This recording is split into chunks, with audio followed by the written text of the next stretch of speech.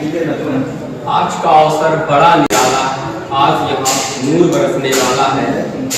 आज यहाँ नूर बरसने वाला है। एक बार जो तालियां बजा दें क्योंकि कार्यक्रम अब शुरू होने वाला है। आज हम बात करेंगे एक विशेष मुद्दे पर जिसका जो है बाल विवाह।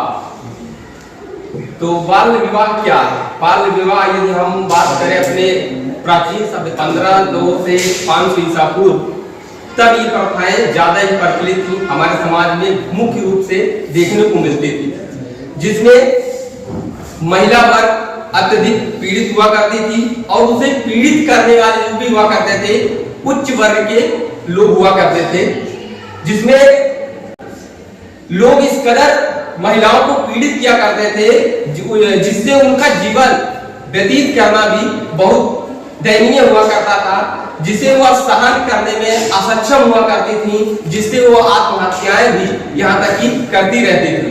यदि हम बाल विवाह की क्राइटेरिया की बात करें तो बाल विवाह के अंतर्गत क्या आती है?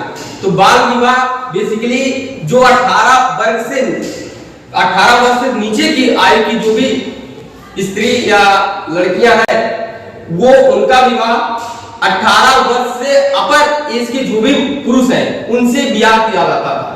यदि उनका विवाह इस कदर किया जाएगा तो जो हमारा गर्ल्स में रिप्रोडक्टिव ऑर्गन्स है वो अच्छी तरीके से डेवलप नहीं हुआ करते हैं, जिस कारण यदि विवाह उस समय अगर किसी मैच्योर व्यक्ति के साथ किया जाता है तो उस समय उसे कई प्रकार की बीमारियों का भी सामना करना पड़ता है।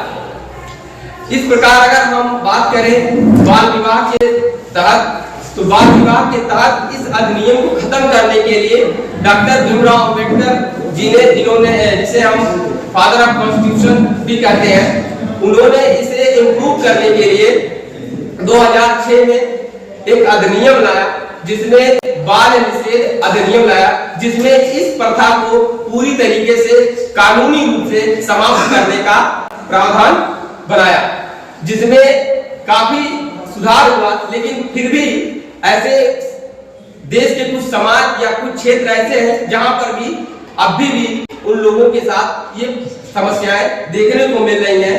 वो वहां तक पहुंच नहीं पाते क्योंकि वहां पर शिक्षा का अभाव, वो महिलाएं अभी पढ़ी लिखी नहीं है, जिसके कारण उन्हें वो स्टेप्स नहीं मालूम है कि हमें कैसे अपनी आवाजों को वहां तक पहुंचाना है।